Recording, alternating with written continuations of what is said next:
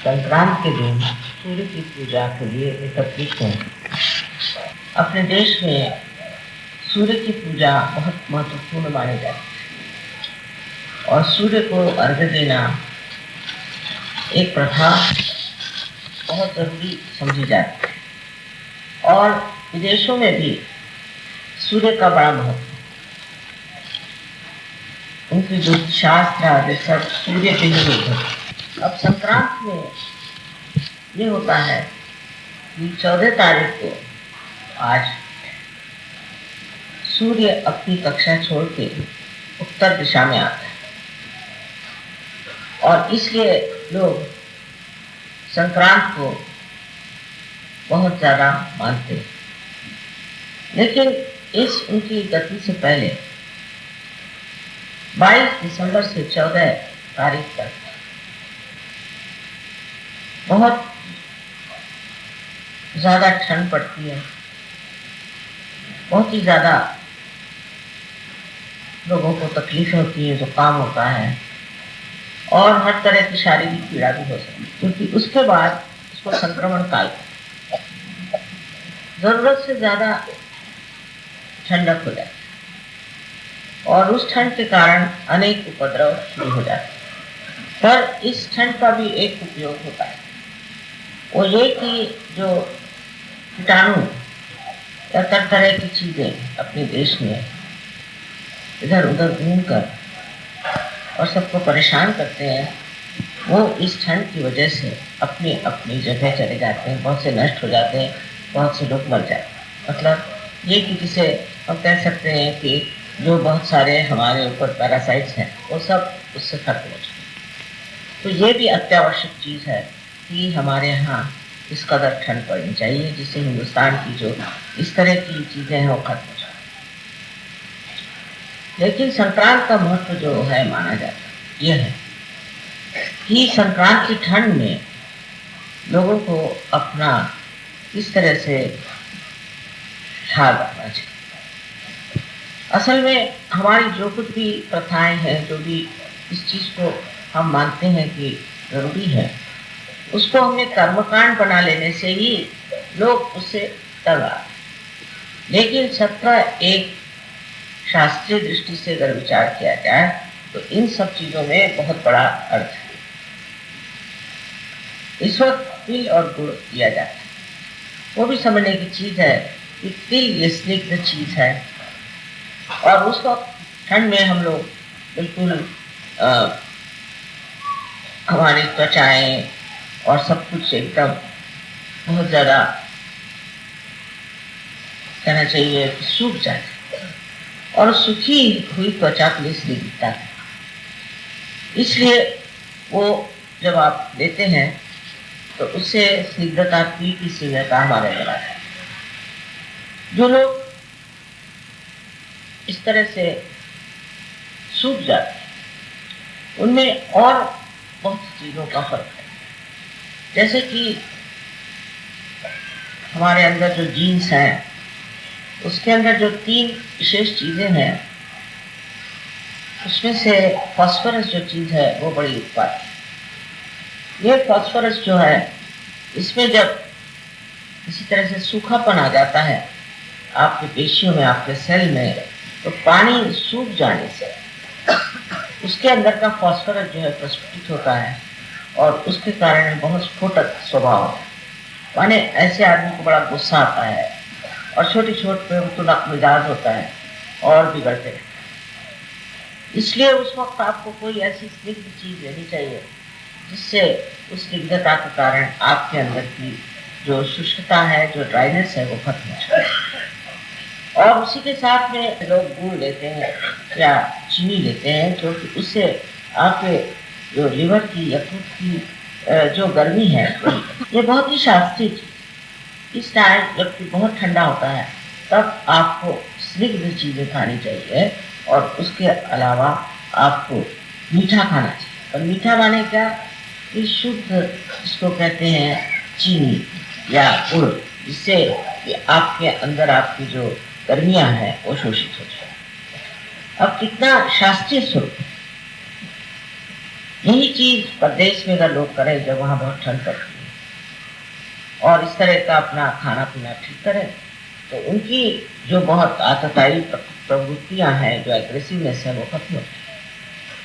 और जिस वक्त ये देते हैं तो महाराष्ट्र में तो खासकर कहते हैं कि तिल और गुड़ लो के मीठा मीठा, क्योंकि जो मनुष्य तापसी हैं और जो तपस्विता में बैठे हुए हैं वो लोग जरा क्रोध ज्यादा होते हैं, और उस क्रोध के कारण कभी कभी बड़े बड़े उत्पात हो सकते हैं, और लोग ऐसे लोगों से डरते जरूर हैं लेकिन उनके प्रति इतना श्रद्धा नहीं।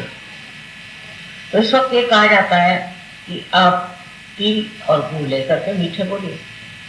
अब एक बात है कि स्निग्ध चीज अगर आपने ज्यादा ली तो उसके कारण आपका लीवर खराब हो जाएगा, इसलिए उसका उत्तर है कि आप उसके साथ गुड़ खाएं, इससे वो दोनों चीज आपस में संतुलित हो जाए। अब ये सूर्य का जो प्रताप है वो समझने की बहुत जरूरत है। जिन देशों में सूर्य इतना होता नहीं वो इस सूर्य को बहुत ऊंची किस्म की चीज मानते हैं और सूर्य में बैठ करके अपनी कांति ठीक करते हैं और महीनों सूर्य के पीछे दौड़ते रहते हैं। और जर्मन्स तो अब साउथ अफ्रीका चले गए, मुझे लगता है थोड़े दिन में अपने गणपतिपुरे ब्यास से रह लें। पर यहाँ की जो गर्मी है वो इस कदर ज्यादा है कि उस गर्मी के साथ हम लोगों को इस तरह से चलना चाहिए वो नहीं। अब सबसे बड़ी बात यह है कि सर जो लोग समझना चाहिए कि हमारे अंदर जब बहुत ज्यादा राइट साइड हो जाती है और जब हम बहुत तपस्वी हो जाते हैं, सोचते हैं हमने ये काम किया, हमने वो काम किया, ऐसा किया वैसा किया, तो संतुलन टूट जाता है। और संतुलन टूट जाने से मनुष्य जो है वो गर्म हो जाता है। जब आपको लगा कि आपने सहयोग के लिए कुछ आप काम कर रहे हैं, उसी वक्त आप छोड़ दीजिए तो अच्छा, क्योंकि ये धारणा रखना कि हम बहुत काम कर रहे हैं और कोई काम नहीं करना, ये धारणा बहुत कर रहे हैं। आप कुछ भी नहीं कर रहे हैं, करने वाले तो परमेश्वर हैं और परम चैतन्य सारे कार्य करते। तब आपको ये सोचना कि मैंने ये कार्य किया, मैंने वो कार्य किया और दूसरों ने कोई कार्य नहीं किया, ये सोचना बहुत बड़ी गलतफहमी, बहुत बड़ी अपने बारे में एक कल्पना कर लेना है, जिससे आपका सिर्फ अहम भाव बढ़ता है, अहंकार बढ़ता है कि मैंने ये कार्य किया, मैंने वो कार्य। जब सहयोग में आप आ गए तो फिर आप काम करने वाले कौन हैं? आप तो विराट के अंग प्रत्यंग हो गए। जब आप उसमें एक बूंद सागर में मिल जाए उस तरह से घुल गए हैं, तब सागर ही आपको चलाएगा और उसी की शक्ति से, परम चैतन्य की शक्ति से ही सारे कार्य घटित होते। पर जब तक आप ये सोचेंगे कि मैं ये कार्य कर रहा हूँ, मैं वो कार्य कर रहा हूँ, तब तक परम चैतन्य कहता अच्छा चलो, जैसे मराठी में रामदास स्वामी ने कहा अल्पधारिष्ट पाए, मैंने वो आपकी थोड़ी सा धीरज देखता है, चलो करो तो। लेकिन ये बात, इसका मतलब ये भी नहीं कि आप हाथ पर हाथ रख के बैठे हैं और कहते हैं हाँ भाई ये तो सब परम चैतन्य। ये मैं भावना की बात है।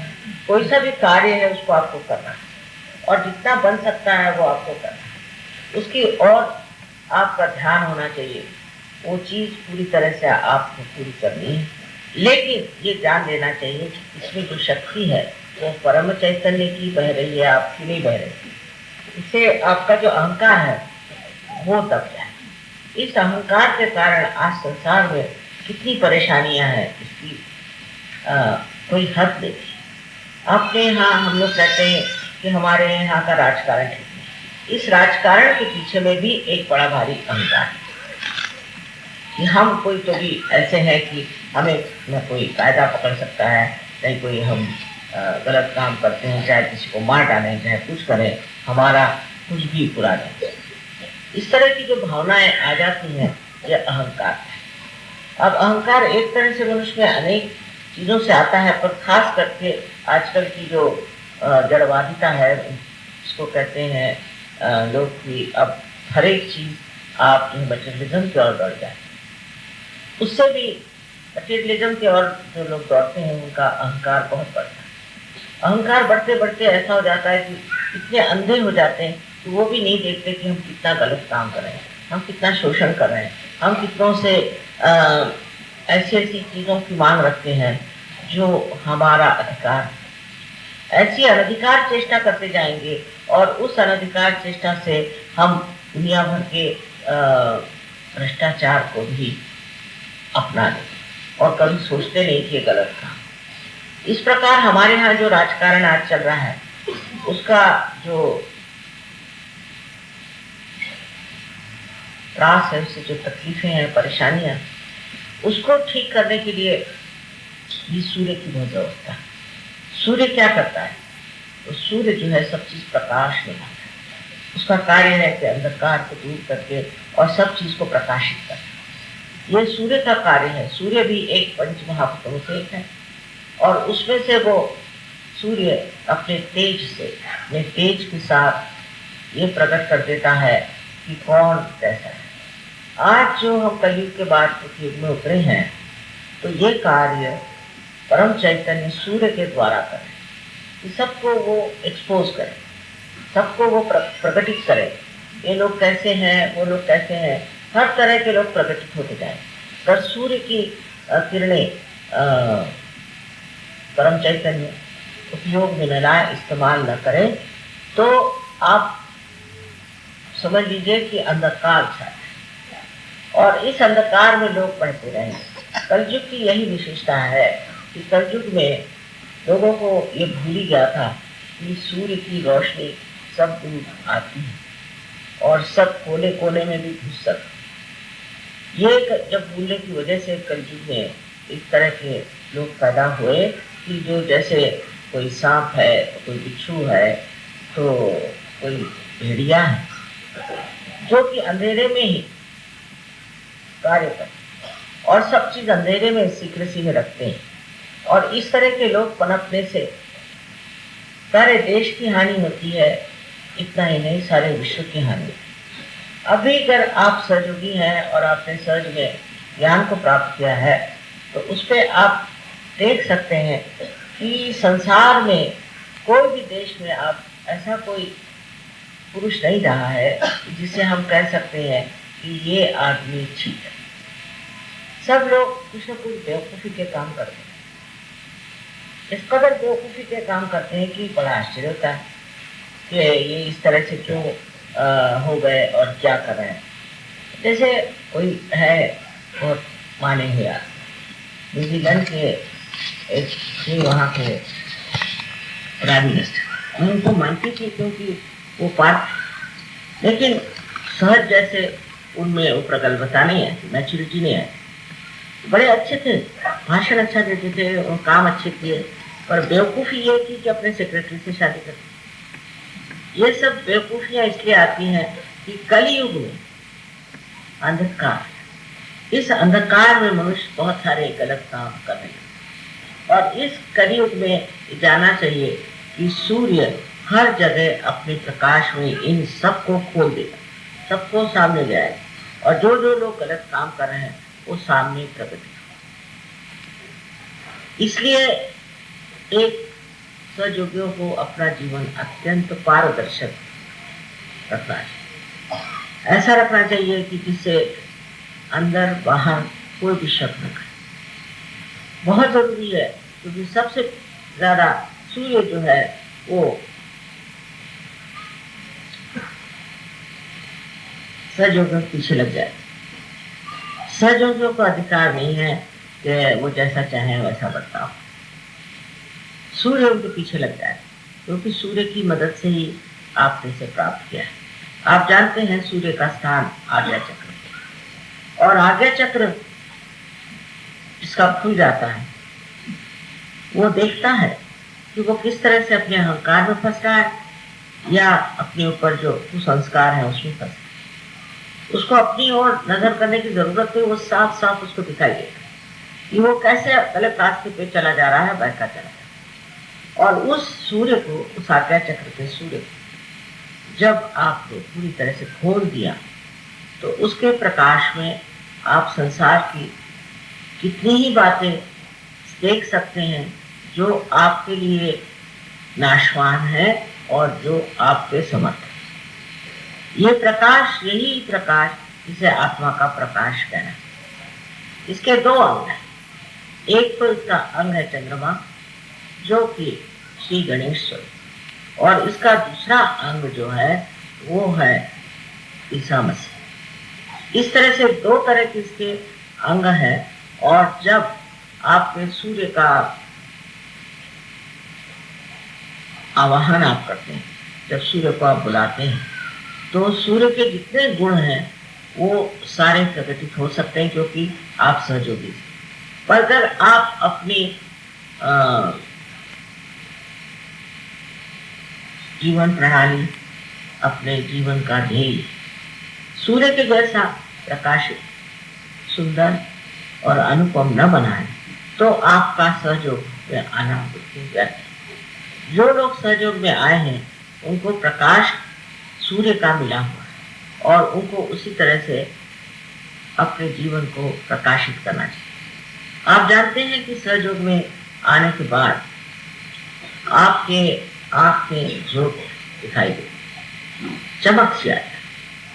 ये जो ज्योत आपके अंदर आ जाती है, वो ज्योत इसकी द्योतक है, इसके प्रतीक रूप है कि आप में आत्मा का प्रकाश आता। उस प्रकाश में आप अपने को भी देख सकते हैं, दूसरों को भी देख सकते हैं, अपने भी चक्र देख सकते हैं और दूसरों के भी चक्र देख सकते हैं। पर अगर आप सहज में पूरी तरह से उतरे नहीं और उसका आपने पूरा लाभ नहीं उठाया, तो ये दोनों ही क्रियाएं बहुत मत पड़ जाती हैं। न तो वो आप अपनी गलतियां देख सकते हैं और न दूसरों। और जब आप अपनी गलती देखते हैं तो फिर आप अपना अहंकार भी देखते हैं, अपना अहंभाव भी देखते हैं, अपना क्रोध भी देखते हैं।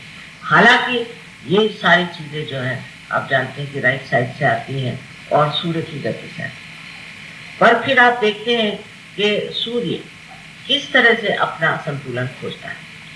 जहां सूर्य होगा ज्यादा, वहां पेड़ बहुत होते हैं, वहां पेड़ हरे भरे, ऐसे पेड़ के जिससे लोग उनको सूर्य का ताप न लगे, पेड़ के नीचे। ये सूर्य का कार्य। जहाँ सूर्य नहीं होगा वहाँ पेड़ नहीं, वहाँ बर्फ है। इस प्रकार देखिए अपना संतुलन सूर्य संभालता है। और अनेक तरह से, जैसे कि जो देश बहुत उष्ण देश है, गर्म देश है, वहाँ के जो जानवर होते हैं तो उनके ऊपर में बाल नहीं, उनको बाल नहीं। जहाँ ठंड होती है वहाँ बाल होते हैं। इस सब प्रकृति किस तरह से उसकी नियति बदल रही है। क्योंकि जो लोग ठंडे देश में रहते हैं उनको जरूरी है कि ऊनी कपड़े मिले, उनको ऐसे जानवर होने चाहिए कि जो बहुत उनको ऊन दे। इसलिए आप देखिए कि जहाँ जहाँ ठंडा है वहाँ जानवरों में बहुत ज़्यादा सूर्य की अनुपस्थिति में वहाँ पर जो है क्या कहना चाहिए कि इतना ज़्यादा विपुल ऊन आदि होता है और लोग पहनते हैं। अब जिसपे सूर्य की कृपा हो जाए वो आदमी बहुत तेजस्वी है। जैसे शिवाजी महाराज थे, राणा प्रताप थे, अपने देश में और भी देश में ऐसे तेजस्वी लोग हैं। यह सूर्य की कृपा से होता है, क्योंकि सूर्य जो है वो आज्ञा चक्र में उनके रहने से उनमें एक तो अपने प्रति जागरूकता है। शिवाजी महाराज एक तरफ में समझ लीजिए कि मुसलमानों से लड़ रहे थे उस जमाने में जो शत्रु थे उनसे भिड़ जाते। उसी तरह वो अत्यंत स्वाभिमानी होते हुए भी अत्यंत नम्र थे। नम्रता भी उनमें थी और नम्रता के साथ साथ वो अपनी माँ को बहुत ऊंची चीज में मानते थे। वो देवी को मानते थे और जिसको मानते थे अपने गुरु को, रामदास स्वामी को, जिसको मानते थे कम से कम वो 21 ऐसे लोगों को मानते थे जो बड़े बड़े संत साधु। ये सारा उनकी तेजस्विता जो थी उससे दिखाई देता है कि जब आदमी इस तेजस्विता में उतरता है तो उससे वो किसी को भस्म नहीं, किसी पे क्रोधित नहीं, उसमें बड़ा संतुलन है। और उस संतुलन में वो ऐसे करता है कि जब वो किसी के साथ कोई सी भी बात हो जाए या कुछ हो तो उससे जरूर वो समझाएगा, बताए, लेकिन इस तरह से बताएगा कि जिस तरह से वो आदमी समझ जाए कि हाँ ये मेरी गलती थी, अब मुझे ऐसे करना नहीं चाहिए। क्योंकि सूर्य की विशेषता मैंने आपको बताई कि ये हमारे अंदर बहुत संतुलन देता है। जैसे पृथ्वी तत्व को संतुलन देता है, सब चीज को संतुलन देता है। और अगर सूर्य न हो, सूर्य की गति न हो तो न तो वर्षा होगी, न ही ऋतु आएंगे, और न ही जो हमें अलग अलग सूर्य के कारण उगने वाले फूल और हर तरह की जो वनस्पतियां दिखाई देती, कुछ भी नहीं दिखाई। सारा पृथ्वी का सारा ही जो कुछ भी पृष्ठभाग है वो ऐसा हो जाए जैसे वीरान सहारा, इस तरह से हो जाए। इस सूर्य की अनेक कृपाएं, अब खासकर अपने देश में सूर्य की विशेष कृपा है। इस सूर्य की कृपा इतनी है कि हम लोग उसको समझते, लेकिन एक बात समझनी चाहिए कि इसमें एक ऊर्जा भी, उस ऊर्जा को हम इस्तेमाल करना नहीं।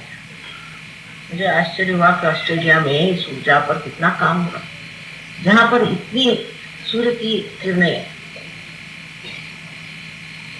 आती नहीं।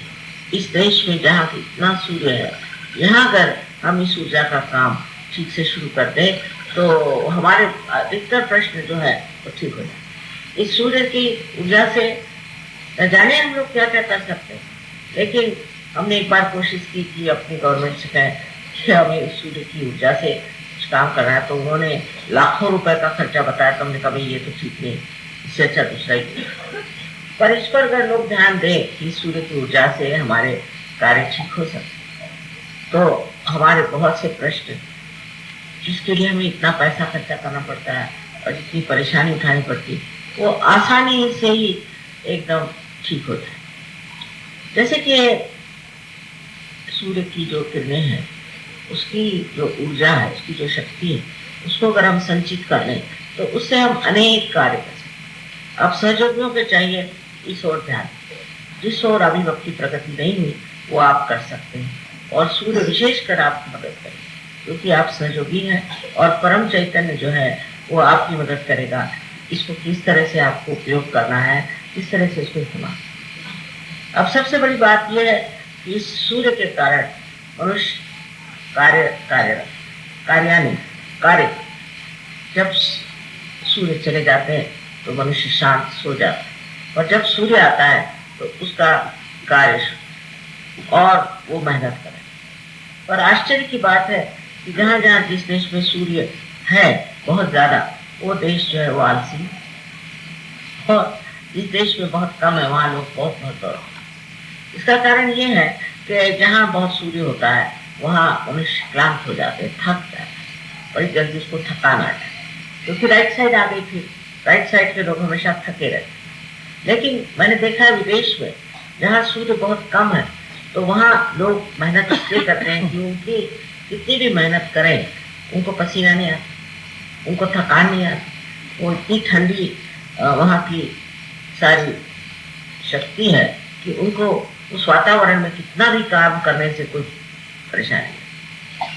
पर हमको ये कहना चाहिए कि प्रदेश के जो सहयोगी हैं ये इस कदर तन्मय और इतने सात्विक से ही बहुत तपस्वी है।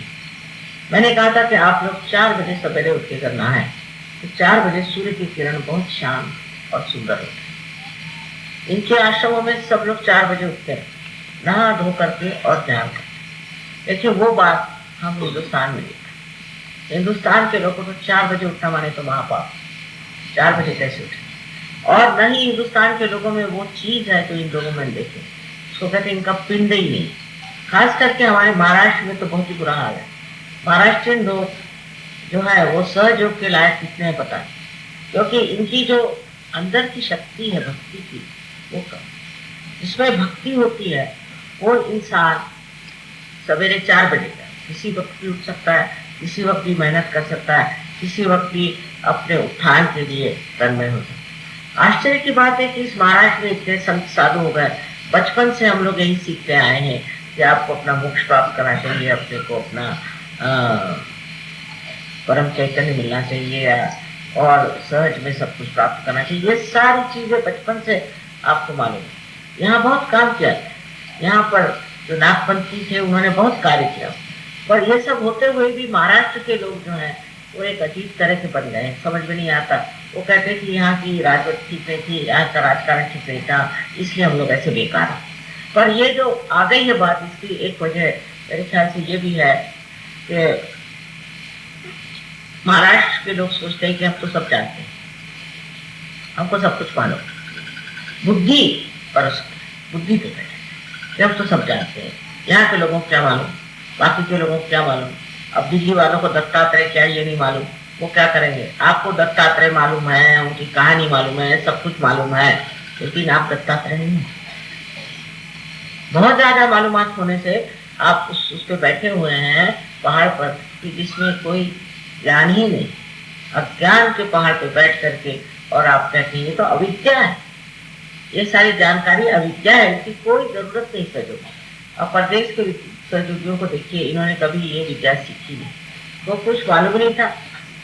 इसको तो आश्चर्य होता है कि उत्तर हिंदुस्तान में लोगों को कुंडली नहीं मालूम नहीं थी, वो तो कुंडली और कुंडलिनी को था। इस महाराष्ट्र में बात क्या है कि लोगों को अब वो उनके अंदर कैसे मराठी में पिंड ही नहीं होता, सहज का पिंड होता है। और मैं हैरान होती है उत्तर हिंदुस्तान के लोग जिन्होंने कभी कुंडलिनी की बात नहीं सुनी, वो कितने आसानी से सहयोग में उतरते और इतने गहरे उतरे, इतनी उनमें भक्ति है। तो ये क्या बात है कि महाराष्ट्रियन लोगों में ये बात क्यों इस तरह से अब भी उनमें गलत चीजें आई हैं। और वह कल मैंने बुलाया है सहयोगियों को, खास करके युवा शक्ति को, मैं उनसे बात करना। तो मुझे बड़ा आश्चर्य लगता है कि इस महाराष्ट्र में जहाँ श्री राम भी अपने पैर से चले, उन्होंने अपने जूते उतार दिए इस पवित्र भूमि में जहाँ पे अष्टविनायक का राज्य है, जहाँ महाविनायक आपके गणपतिपुरे में बैठे हैं, यहाँ पर की 3 देवियों का पूरी तरह से माना हुआ स्वयं स्वरूप है, और चौथी आदिशक्ति का भी स्वरूप इसी महाराष्ट्र में, और इसी महाराष्ट्र में हम भी पैदा। ये होते हुए भी महाराष्ट्र लोगों में ये बात क्यों है कि अभी या तो कर्मकांडों की वजह से या अपने बारे में बहुत अहंकार के हम बहुत मराठी जिसको कहते शिष्टपना वो आ गया है, और इसलिए जो गहराई चाहिए वो नहीं, वो उच्चंकर और बहुत ही ज्यादा अपराधिक जिसे कहते हैं कि ऊपर ऊपर है। बड़ी दुख की बात है, कभी कभी लगता है कि इतना संतों ने जहाँ काम किया, इस भूमि से चैतन्य की लहरियां उभरती हैं, उस भूमि पर जहाँ हम पैदा हुए हैं, अभी हम समझ नहीं रहे हैं कि हमारी आगे क्या प्रगति है। जैसे कोई घास उठ के खत्म हो जाती है, इसी प्रकार सहयोगी अगर ऊपर आकर खत्म हो जाए तो न जाने कब हम लोग जागो। खास करके यहाँ की लड़कियों ने जिस तरह से मुझे परेशान कर दिया है शादी करके, तो मैं तो तंग हूँ। इससे अच्छी तो नॉर्थ की लड़कियां हैं, वो कभी परेशानी तंग नहीं करती। यहाँ के लड़कियों ने बहुत मुझे तंग कर, और मुझे आश्चर्य होता है कि इस तरह की ये लड़कियां आई कहाँ। महाराष्ट्र में तो हम लोग जब छोटे थे तो हम तो जानते नहीं थे कि मुंह की सजावट क्या होती है, हमने कभी देखा ही नहीं था। जो कपड़े माँ बाप ने दिए वही पहनते थे, सीधे सादे तरीके से रहना। और आजकल मैं देखती हूँ यहाँ की लड़कियां सज हुई खूब मुंह को रंगते बैठती हैं, सुबह शाम तक उनको यही धंधा रहेगा। सिनेमा का असर जितना यहाँ की सहयोगिनियों पे है उतना नॉर्थ इंडिया की है। बड़ा आश्चर्य, स्वयं आश्चर्य ये कैसे हो गया कि यहाँ की लड़कियां एक सिनेमा का असर है, सिनेमा का उन पर भी असर होना चाहिए, नहीं सहयोग में। हम तो हमेशा सादे खादी के कपड़े पहनते थे जब छोटे थे, और इतना सजाना जिसको सिनेमा एक्ट्रेस बन के घूमना और ये सब तो पहले विचार ही नहीं, लड़कियां कभी नहीं पहनती। और वैसे पंजाब में भी जब तक लड़कियों की शादियां नहीं होती थी सब सादगी से रहती, शादी होने के बाद सब बहुत सजना धजना सब चलता। अब सारा चित्त अगर इसी में चला जाए तो जैसे गुजराती औरतों का होगा वैसे आपका जाए। गुजराती औरतें हमेशा कपड़ों की बात, इसकी बात, वो मैचिंग, ये वो सब इसी में फंसी रहती, उनकी ग्रोथ ही नहीं हो सकती क्योंकि फालतू की चीजें हैं, इसका क्या जरूरत है। अपने आप जो आप शांति में उतरे और अगर अपने आप अगर अपने आत्मा के प्रकाश में आ जाए तो अपने आप को तेज आपके अंदर, अपने आप को सौंदर्य आपके अंदर आ जाए।